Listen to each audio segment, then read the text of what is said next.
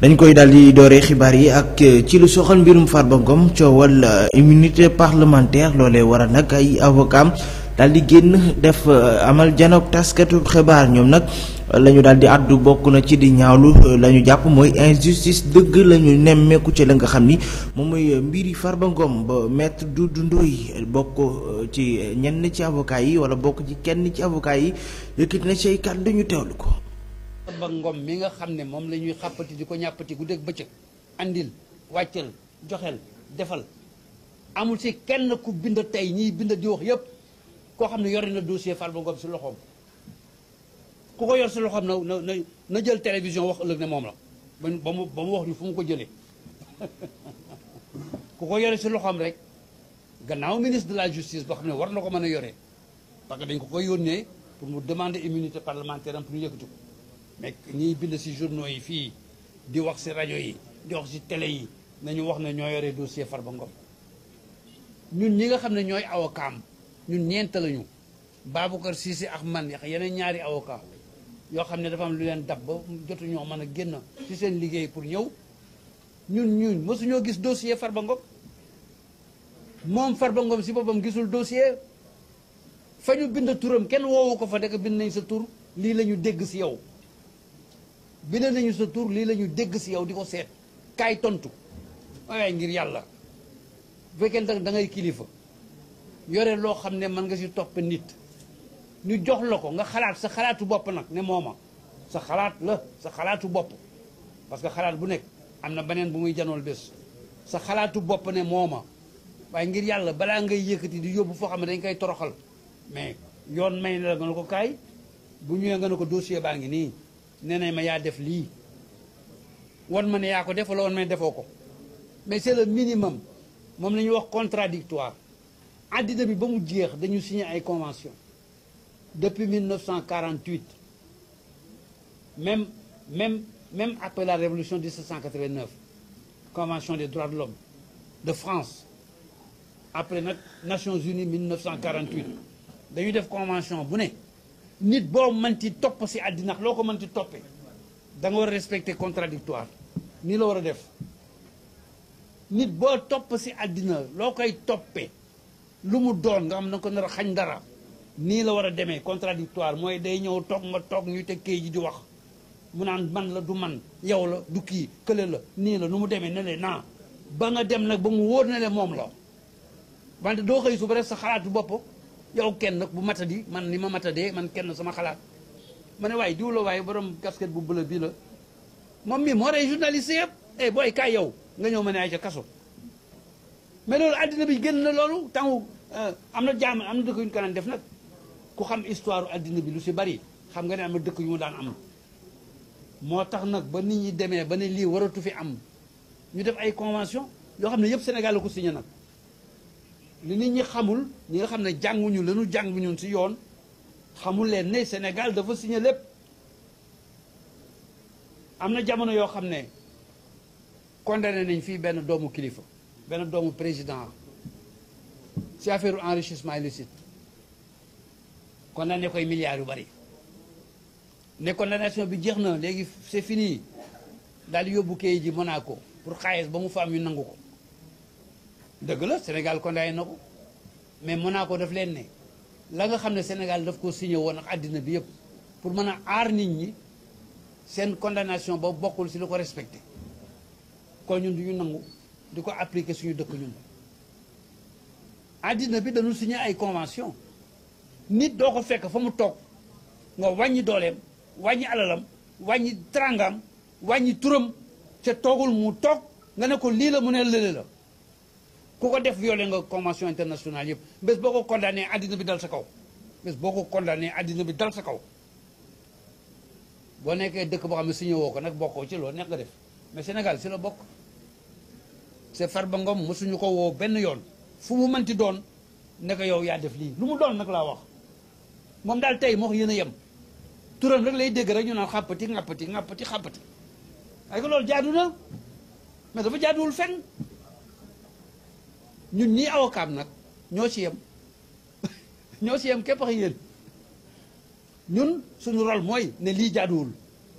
parce que yéen boo leen jàngoon la ñu jàng si yoon laa wax de di ngeen ne jaaduwul. amee kii ba tey kenn woowu ko si dara si àddina bi pour nga ko amee si ñu ngay yëkkati immunité parlementaire am ki nga xam ne yéen a ko woteel yéen ñëpp ñu ngi koy xañ seen wote lañ koy xañ fi mu nekk la seen wote jur seen wote dafa jur ne député la sa député kenn du ko topp bu fekkee ne yëkkatiwuñu la ngeen ko dénk yéen waaw ñu ngi ko koy yëkkatil pour ñu mën koo sànk sa yéen a ko woteel ak ku ko woteelul benn la parce que kenn mënul wax ni diw laa woteel ba léegi ka nga woteel tam dinañ ko def ba léegi ka nga woteel bu dul moom dinañ ko defi bés défense loolu lay jariñ pour yow mi ko koy def tey sax ñu fexe ba kenn du la ko def ëllëg. mu nekkoon kàddu maître Doudou Ndoye bokk ci avocat yu Farba Ngom yi nga xam ne nag daanaka ñoo taxaw ngir mën ko daal di xeexal ci la ñu jàpp ni nag dañ ko bëgg a teg te loolee amul fenn foo xam ne fa lañ ko war a mën a teg ndax jàpp nañ ni du dëgg di yoon. keneen ku amal it janook taskatu xibaar muy njiital SOGIP di Dame Mbodj moom nag daal dina ñëwaat ci lu soxal tolluwaay réew mi boobaak léegi ba ko gouvernement bu yees bi nga xam ne fi daal di nekk yoreeg léegi naka lañ ko daal di doxale Dame Mbodj ñu teewlu ko ci ay leeral. ñenn ñi nga xam ne ñoom ñoo nekk ci opposition bi te taxawoon jàpp ni moom le président Bassirou Diomaye Diakhar Faye ni nga xam ni moom la yore réew mi jaarul yoon et que jafe-jafe yi nekk ci réew mi ñu jàpp ni moom moo ko fi andi ci koo xam ni mi ngi doog a def juróom-ñaari weer ci bopp réew mi ñu nekk di lëndëmal xelu sénégalais yi di leen gëmloo ni nguur gii fi nekk jafe-jafe yi nekk ci réew mi moo ko fi andi le 24 mars 2024 sénégalais yi danoo mobiliser wu xool ni réew mi yàqu na. réew moomu yàqu nag ñu ne ñoom ñi nga xam ne ñii ñoom ñoo ko yàq te yoroon seeni candidat yu bari dañ leen di tegeel ne voteel ab président boo xam ne am nañ yaakaar ci moom ci lañ tànne Bassirou Diomaye Diakhar Faye ginnaaw bi ko candidat Ousmane Sonko bi ñu xañ mu nekk candidat jaay ko doole joxoñee sénégalais yi fal ko ak 54% des électeurs kon nag loolu bi mu amee ci la ñu jàpp ni réew mi dafa basculer ci benn camp boo xam ne moo ñëw pour defaraat ko comme réew mi dafa basculer ci camp boo xam ne dafa ñëw pour defaraat ko kon jàpp nañ ni dina jaadu bu ñu nekkee di wax loo xam ne dëppoowul ak li nga xam ne mooy dëgg gi ñu génn leeral sénégalais yi li nga xam ne moo am kon tey ci waxtaan wi daan ñëw ci loolu ci diagnostic bi ak jafe-jafe yi ñuy dund ñu nangu ne am na sénégalais yi koo waxal danaan la réew mi metti na waaye wax nit ñi dëgg mooy mettit wii sénégalais yi di dund conséquence la ci li nga xam ni mooy nguur gi fi jóge lim fi def ba tax sénégalais yi nekk ci lii ñu nekk nguur gu bees gi nag li tax ñu fal ko mooy dañ ko fal pour mu ñëw jële fi jafe-jafe yooyu sénégalais yi di dund kon nga ni ki nga xam ne mi ngi doog a ñëw defagul sax ay réformam programme bi nga xam ni moom la war a présenter sénégalais yi ñu tudde ko le document bi nga mooy référentiel des politiques publiques maanaam lépp la ñu war a sukkandiku pour joyanti réew mi tegaat réew mi ci yoon document boobu sax mi ngi koy doog a présenter matagul weer kon fi mu jëm mi ngi koy teg nga ni yow moom nga xam ne mi ngi doog a ñëw réew mi métit bi fi nekk moom moo ko andi pour lëndëmal xelu sénégalais yi ndaxte ñi ngi jëm ci élection kon dina jaadu ñu leeral sénégalais yi li nga xam ne moo fi am kon li ñu bëgg a wax sénégalais yi mooy ab nawet sax mënta taw nga def fukki fan ak juróom rek daane dama bëgg a dellu dem ca tool ya góob bi bu tawee di nga ji boo jiyee di nga bay di nga waajal di nga xaar muy taw ngay dem di dindi ñax ya di waajal di xaar ba au moins nga am ñeenti weer doog a mën a taxaw a góob ak xalaata jaay li nga doon bay waxantuma laak nag am réew kon juróom-ñaari weer la fi nguuru président Bassirou Diomaye Diakhar Faye defagul métit yi sénégalais yi di dund li ko andi mooy nguuru président Macky Sall moo dem leb alal ju bare joo xam ne ci turu sénégalais yi la ko leb dugalul alal ji fa mu ko war a dugal lu ci ëpp mu randal ko mook ay ministre am lam doon wax ni fa la koy def ñu dem saytu ko xam ne fam doon wax ni dugal na fa xaalis bi dugalu ko fa am ay bor yu mu leb yoo xam da ko doon nëbb ñi nga xam ne ñoom ñooy institution internationale yu mel ni institution de Bretton Woods yi di leen nëbb li nga xam ne moom la doon leb moom Sénégal parce que réew mu ci nekk dafa am fun la yemale. pour vous dire yat wu rëy la ñuy fekkee Macky Sall ca Maroc gee mu nekk kon il faut ñu leeral sénégalais yi ne jafe-jafe yi ñuy dund régime bi fi jógee moo ko fi andi maintenant ñun lan la moo ci sunu responsabilité ñun ñi nga xam ñoo jël nguur gi war a doxal réew mi mooy foofu ñu fekk réew mi metti na sénégalais yi sonn nañ dund gi seer na ceeb bi seer na dëwlin ci seer na courant bi seer na ndox mi seer na loolu ngeen di dund yéen sénégalais yi mais ñii koy jéem a politique tey pour wax ni nguuru président Macky Sall andiwu ko fi mais Diomaye Faye moo ko fi andi te Diomaye di doog a ñëw yéen sénégalais yi waru leen a nangu ku leen nax. nekkoon kàddu yi dàmbocc di jiital SOGIP tun àdduwaat ci lu soxal doxalinu réew mi waaye tolluwaayu réew mi booba ak léegi bi ko gouvernement bu yees bi daal di yore jafe-jafe yi nga xam moom lañu fi daal di fekk moom la jàpp ni moo indi métti gi nga xamante ni réew mi daal dina koy métti. ñu wax ci lu soxal mbirum politique ak ndawi taxaw Sénégal yi nga xam ni ñoom it daal dinañu amal janook taskatu xibaar gi nag di wane seen jàppale ci kii di Barthélémy Dias ñoom nag la ñu daal di xam ne bokk na ci noppi nañu ngir dimbali wala gunge Barthélémy Dias ba mu daal di gën a téye mairie bu Dakar Maawo Diouf moo yore seen kàddu ñu teewlu ko. maire bu am gis-gis maire bu nangoo liggéey maire bu nangu defar Dakar. ci kaw loolu seetlu nañ ni depuis décembre comme qui dirait le 11 décembre ay samba boy yu tekkiwul dara ci réew mi lu ñu ko mën a tuddee ndax lu tolloog 200 000 Dakarois seen suffrage ñoo ko porté ba Barthélémy tey jii ci tey nekk le maire de Dakar depuis bientôt 3 ans ñu saisir le préfet de Dakar ci ay actes yu nga xam ne ni jàpp nañ ni méngawul sax ak li nga xam ne ni mooy code des collectivités territoriales yi nga xam ne moom lañ modifié ci jamono ji ñu sukkandiku ci pour jéem a faagaagal pour jéem a dindi ki nga xam ne mooy maire de Dakar loolu ba mu amee gis nañ ni taxawu Sénégal toogul maire de Dakar toogul élu de Dakar yi tooguñu def nañ li nga xam ne moom lañ leen yoon may ñu déposer seen recours gis nañ ne recours bi rejeté nañ ko ñun jàpp nañ ni forfaiture boobu mi ngi wéy jàpp nañ ni acte politique la te tout acte politique jàpp nañ ni ay tontu politique moo ko waral looloo tax tey ndaw taxaw Dakar yi daje ngir dénoncer loolu ñu jàpp ni képp kuy liggéey yoon la ñu faagaagal ko te li ñuy wax ni nag ñu ngi ciy artu sénégalais yi ñu ngi ciy artu Dakar waaye ñu xam ne ni combat bi du combat wu taxaw Sénégal kase du combat wu Barthélémy Dias kase mais c'est le combat de tout un peuple ndax li ñu gis nii muy raam fi mu jëm dina sonal sénégalais yi dina sonal Dakar waay ndax ñii li ñu gis li ñu seetlu li mu gëm mooy dictature rampante lañ fi gis Dakar waay nañu yeewu waa société civile ñu ngi leen di woo képp ku nga xam ne da ngay xeex injustice ñu ngi leen di woo képp ku nga xam ne da ngay xeex lu dul dëgg ñu ngi lay woo képp ku nga xam ne da ngay xeex li nga xam ne dafa nar a faagaagal suñu démocratie. ginnaaw kàddu yooyee dañuy daal di àddu ci lu soxal syndicat national des démocratique bu liggéeykatu énergie yi nga xam nag dañuy sàkku ci gouvernement bi du lenn lu dul ñoom ñu amal assise seen secteur boobee nga xam ni dina daal di nekk li gën ci ñoom. Alassane Ba di secrétaire général boobu les syndicats lañ ci teewul. ay ati at ñoo ngi def réforme mais gis nañu moo ngi dem c'est travailleurs seen bopp seen représentants ñu impliqué wuñu leen ci biir tey travailleurs ñoo ngi laajte fan la ñuy réforme di yóbbu laaj na nag ñuy laaj mooy autorités yi war nañu boole ci discussion yi pour que ñu mën a am toutes les informations parce que loo xamoo fii lay yóbbu ak luy lay fexeel kooku sa xel du dal léegi nag ci loolu nag la ñu bëgg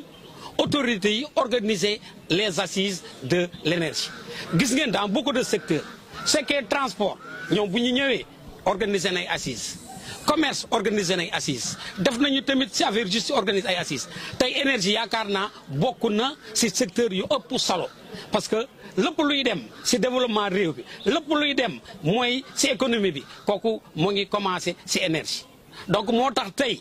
dañuy delluwaat di ko bantuwaat waxoon nañ ko ci suñu fête 1er mai tey ñoo ngi ne autorité yi su ngeen bëggee ñu mën a approprier ñëw bokk ci réforme mooy boole leen ci nga boole leen ci ñu pour que ñun ñu fexe ñu bokk ci assises yi mën a wax suñu xalaat ngeen jël ko mais su ngeen ko deful na leen leer duñu mën a adhérer ci mu nekkoon kàddu yi Alhassane Ba di yëngu ci wàllum énergie moo yoroon seenu kàddu ñoom ñi nga xam ne nag la ñu daal di bëgg mooy gouvernement bi ànd ak ñoom ci ab assise boo xam ni dina daal di mën a am solo bu lool ci li nga xamante ni moom mooy secteur ba ñu daal di nekk. ñu wax ci ñenn ci prestataire yu liggéeykatu Sénégal yi nga xam nag noppi nañu ngir ànd ak gouvernement bu Sénégal ba mën a fexe ba li nga xam ni moom mooy courant daal di daj fii ci Sénégal ba kii di Birima Fall moo yore seen kàddu ñu teewlu ko ci ay leeral. ñu koy saluer muy Cheikh Diba le ministre de l'économie et des finances tey jii ñu xaw a wàññi baar bi tuuti ba ñëpp mën a am accès ci commande publique bi tey jii par exemple yàgg naa la ko c'est la 2e fois aujourd'hui boo demee projet fonds 6 yi hauteur tey jii 100 millions ñu ngi koy préfinancé di ko jox prestataires yi pour un taux boo xam ne mosul am Sénégal 5,5% kooku moom c'est un acquis bëgg leen jàppale ci accès universel bi donc 0 délestage fii ba 2050 nit dootu 2050 sax bari na ndax xam naa ni rythme bii muy Sénélec di demee actuellement man mën naa la ci wax lu bari parce que non seulement le directeur général nekku fi démb barki démb ak barkaati démb yëpp mi ngi tournée nationale ay mise en service ci projet Ferlo bi. ñu ngi ciy xaar tey jii ku mel ni Pape bi Gaye mu appuyer ñu accompagner ñu comme na mu ko doon yàgg a defee parce que ñun tamit aussi xam nga 9000 prestataires dafa bari. parce que banque yaa ngi fi projet yaa ngi fi fonds 6 yaa ngi fi 2000 prestataires ku nekk 1 million ñaata milliards la. kon donc ñun mën nañoo supporter commande publique beeg yëpp accès universel bi on est prêt pour accompagner leen. ñu wax ci leneen muy ORS di organisation pour le renouveau syndicat ñoom nag daal di nañuy amaloon ndaje bu yaatu daal di àdduwaale ci lu soxal agression bi nga xam ne daal di nañ koy teg seen naataango bi di Mouhamadou Bamba Souane foofee ca parquet ji waaye waxaale ci lu soxal ca laaral bi nga xam rek état bi daal na ko cay noppi seen âge de retraite yu enseignants yi ak pension yi nga xam ne war nañ ko daal di am Papis Camara di secrétaire général bu ARS cay leeral. ko njëkk mooy mettitlu nu mu gën a mettee tey suñu doomu ndey suñu xarit enseignant bi nga xam ne moo nekk barke ji Cheikh Ahmadou Bamba Souane ñu agressé ko sauvagement bi ñu ko agressé nag li muy gën a metti jox ñu ay tiis mooy dañu gis nguur gi ne ci pataaral boobu nag dafa mel ne ak jéppi la dafa mel ne assumé wuñu seen rôle bi nga xam ne tey ñoom ñoo war a protéger enseignant bi nga xam ne mi ngi def liggéey bi au fin fond du Sénégal te loolu lu ñuy naqarlu la li ñuy ñaan mooy mu jël matuwaay yi ba ñu xam ñan ñoo leen agressé mu trouver leen sanctionner leen à la hauteur de lu ñaaw li nga xam ne def nañ ko pour donner l'exemple et pour mieux protéger les enseignants parce que loolu mooy joxe un signal fort pour bi mooy mbiri décisionnaire yi nga xam ne nguur gi annoncé na ne dina réviser décret 2006 392 bi ak 74 347 bi nga xam ne bu ko réviser lu rëy lay doon ci déjà li mu def mais tey dina fi indi benn wax ak mbébétu gu nga xam ne mbir mi réglé wuñu ko ba teg ko nële te dañoo xaar lu yàgg bu dee wane na volonté tey dafa war a dem ci li nga xam ne mooy retraite à 65 ans bi li tax ñu koy wax mooy boo bëggee valoriser la pension de retraite ñii nga xam ne dañu liggéey bu ñu retraité duñ leen sarax mooy ñu dem ci 65 ans optionnel bi leen di permettre ñu mottali seen cotisation mën a am une retraite décente. nekkoon kàddu yi Omar Camara ñoom it doon àddu ci lu soxal njàng meeg jàngale mi nes def ba ñu daal di gën a respecté jàngalekat yi waaye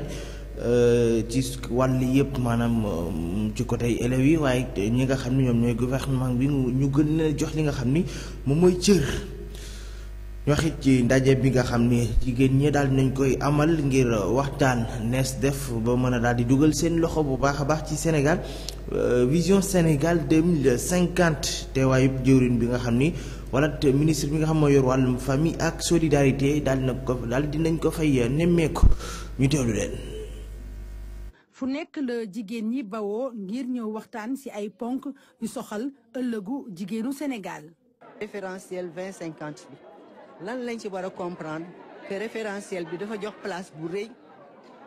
jigéen ak góor yi entreprendre parce que nous sommes dans le développement dans l'approche genre te boo déggee ñu naan approche genre c'est une approche qui prend en compte les deux sexes maanaam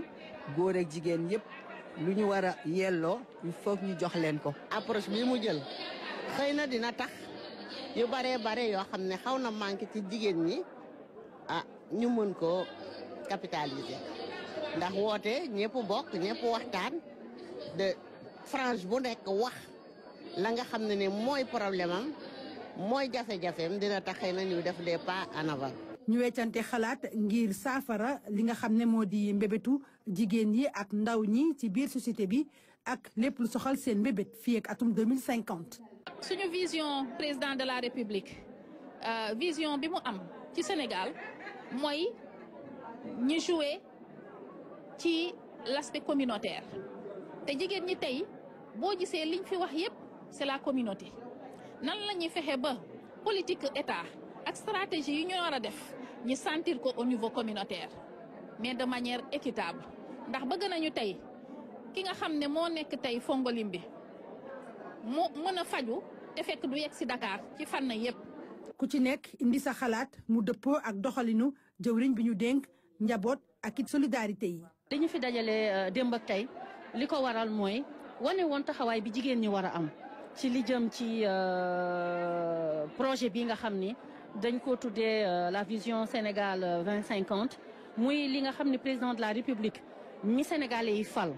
taxaw na pour andil leen ko li nga xam ni mooy objectif am changer réew mi développer réew mi sénégalaises yi nag muy jigéeni Sénégal de tous bords parce que bàyyiwuñu kenn muy jigéen ñi nekk ci société civile muy jigéen ñi nekk ci politique bi muy jigéen ñi nga xam ne mooy organisation de femmes yi nga xam ni ñoom ñooy liggéey ci lépp lu jëm ci koomu réew mi dañoo ànd doon benn say waxtaan wi nag la luy léegi la jeex liñ ci jële mooy enfin def nañu le diagnostic te pare nañu pour teg lépp ci taabal ji fexe nu ñuy gunge sunu président de la République pour que mu mën a doxal ni mu ko xalaatee Sénégal mën ci gis boppam Sénégal mën a jëm kanam. jot nañoo càmbar lu soxal ñeenti ponk yi nga xam ne jigéen ñi fësal nañu matukaay yi ñu war a jël ngir dooleel njàng mi tàggatu jigéen yeeg ndaw ñi wàllu wér-gu-yaram ak it fexe ba yemale sañ-sañ yi ci diggante askan wi yépp.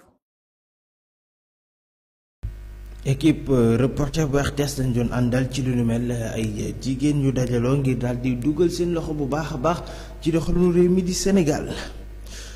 ñu wutali foofee ci diwaanu Thiès ak ndaw yi nga xam ni daanaka dañu manqué seeni cër wala ñu am ay jafe-jafe loolee nag waral ba ki nga xam ni moom mooy El Hadji Baytir Samba am ab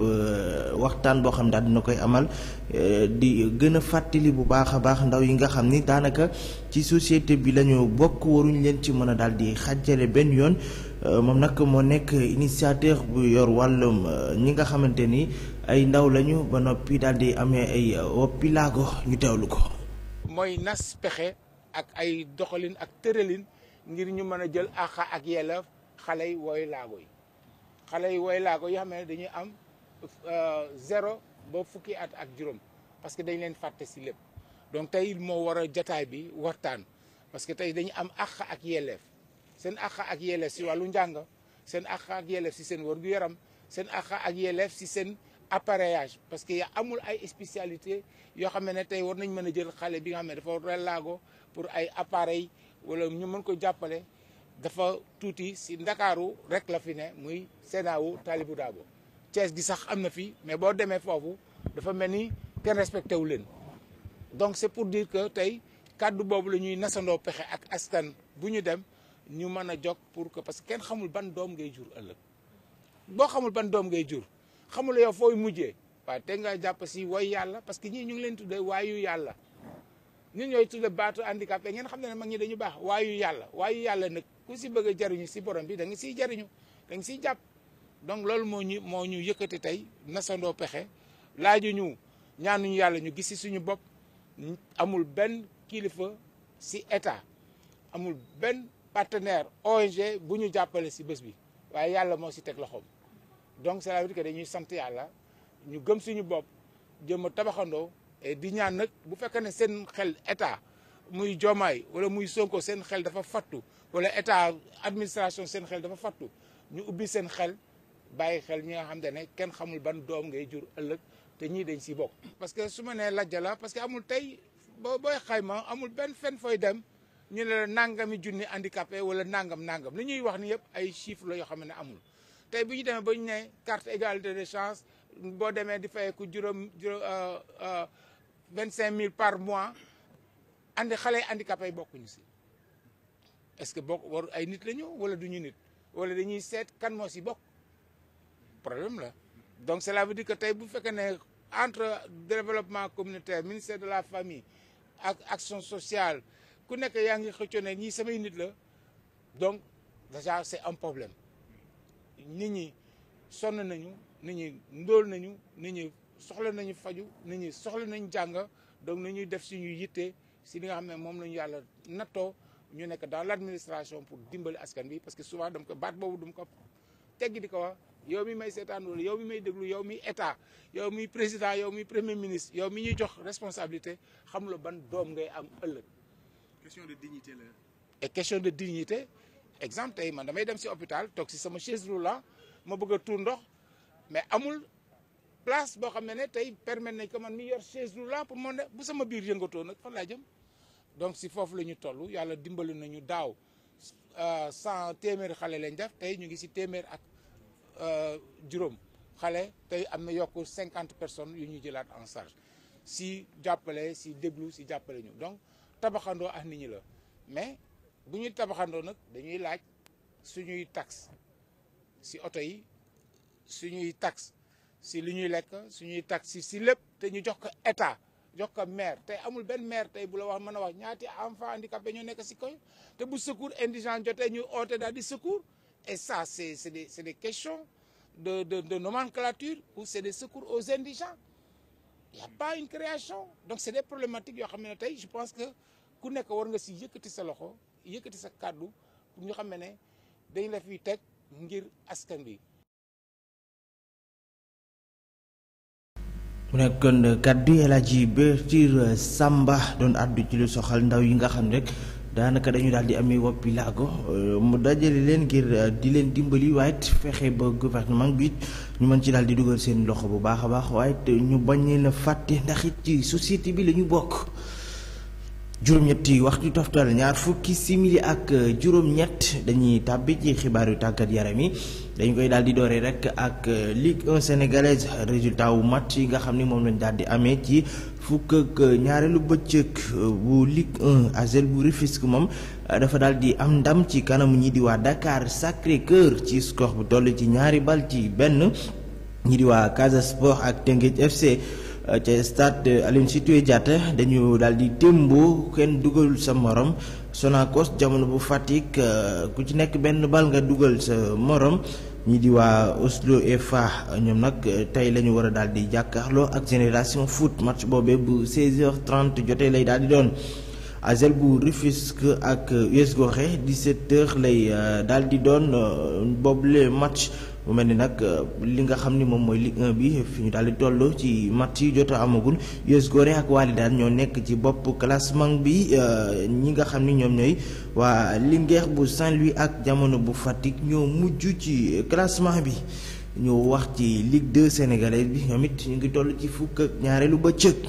bi nga xam ni nag Seneps Excellence Foot dafa daal di am ndam ci kanamu Jàmbaar bu Saly. ci score bu toll ci ñaari bal ci benn Stade de Mbour am ndam ci kanamu ASC Cambérène benn bal ci dara ñi di waa NCB ñaari tali fekki AS Bambey am ndam ci seen kaw ci score bu toll ci ñetti bal ci benn ñi di waa AS Saloum ASC Saloum am ndam ci kanamu Thiès FC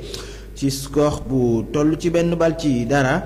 Duc dafa daal di daanu ci kanamu ñi di waa Examen FC ci score bu toll ci benn bal ci dara. Amitié FC moom it daanu ci kanamu AS Douanes ci score bu toll ci 2 bal ci benn. Étoile Lusitana am ndam ci kanamu RS Yoff 3 bal ci 2. ñi di waa Njàmbur bu Louga ak AS Kaffrine dañu daal di témboo ku ci nekk dugal sa morom benn bal. mel ni nag 12e wala li nga xamante moom mooy fukki ak ñaareelu bëccëg bi pour nii la daal di tëddee. ñi di waa Examen FC ak Stade de Mbour ci ñoo jiitu ci bopp classement bi. ñi di DIC ak Amitié FC ñoom ñoo daal di mujjee ci li nga xam ne rek moom mooy ci boobule classement. ñu daal di wax ci coupe CAF bi nga xam ni Jaraaf daal di nañ koy mujjee éliminé démb ba mu daal di ñàkkee foofee ci Algérie ci digganteem ak Examen FC ci score bu toll ci 2 bal ci dara. mu mel ni Jaraaf mi doon yaakaar dem ci 2e tour yi du mujjee antu ndax ñi nga xam ni ñoom ñooy Ivoiriens yi ñoom nag dañu daal di mujjee am ndam lu yaatu. ñoom it 4 bal lañu daal di dóor. loolee waral nag ñii di waa Jaraaf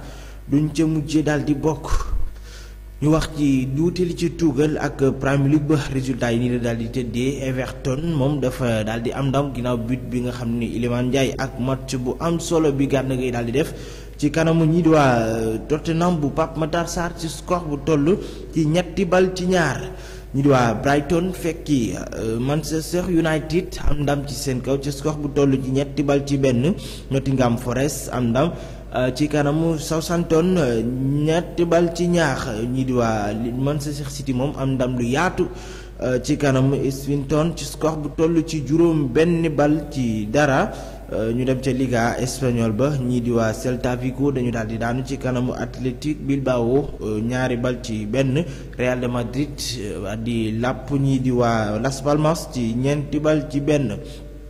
ñi di waa Osasuna dañu daal di témboo ak Rayo Vallecano bu Pathé Ciss ku ci nekk 1 bal nga dugal sa morom. Valence am ndam ci kanamu Real Sociedad 1 bal ci dara. ci Serie A ba nag ni la daal di tëddee. Fiorentina ak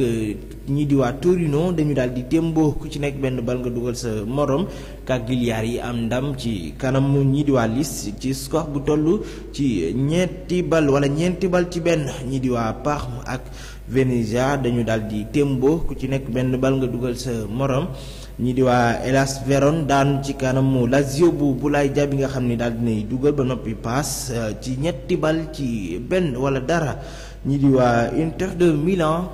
dañu daal di am ndam ci kanamu Empoli 3 bal ci 1. ñu dem ci Bundesliga ba ni la daal di tëddee. Union Berlin dafa daal di am ndam ci kanamu Mayence ci score bu toll ci 2 bal ci 1. Augsburg am ndam ci kanamu Werder Bremen ci score bu toll ci 2 bal ci dara. ñi di waa Saint-Étienne ci Ligue 1 ba dañu daal di témboo ak Nantes ku ci nekk 1 bal nga dugal sa morom. Stade Reims ak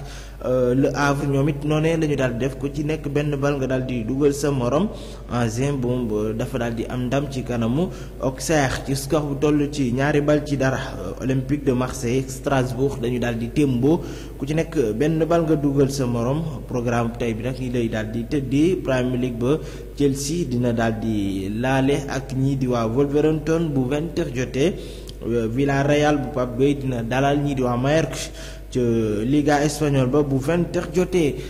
ci Serie A ba nag ñii di Como ak Udinese daañu laale bu 19h45 jotee. mu mel ni foofee la ñuy ndar képpee xibaar yu tàggat yaram yi pàcc wu mujj ci xibaar